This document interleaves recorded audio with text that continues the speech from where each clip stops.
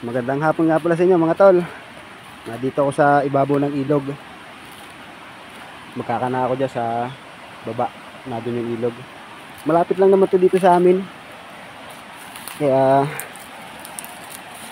dito na muna ako magkakana. Hindi kasi kami natuloy kanina.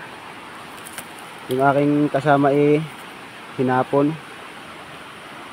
Kaya dito na lang ako malapit sa amin.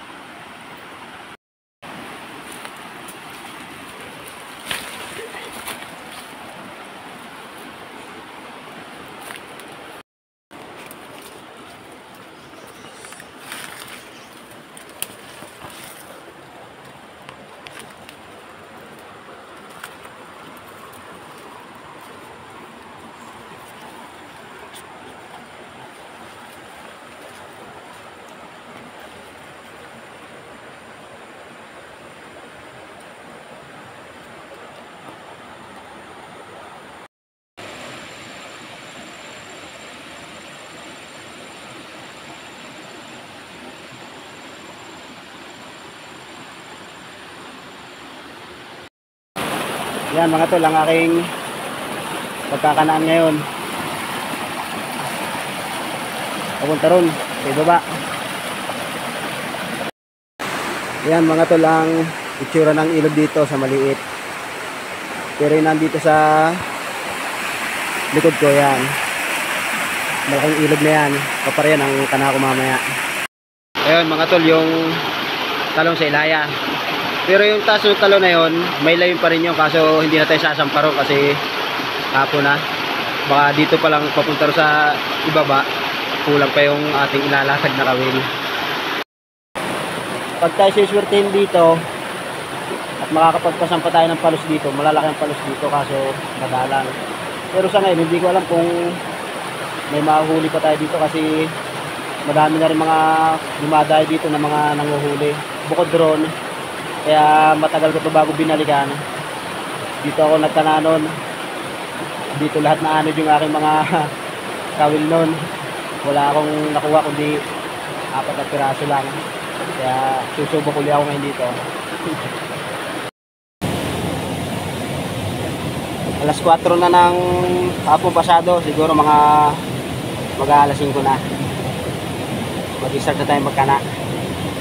Dito naanod yung mga kawil ko noon nung nagkana ako dito. Ang kinana ko dito 25 piraso. 4 na piraso lang nakuha ko kasi biglang bumaha, nasubok tayo ng panahon.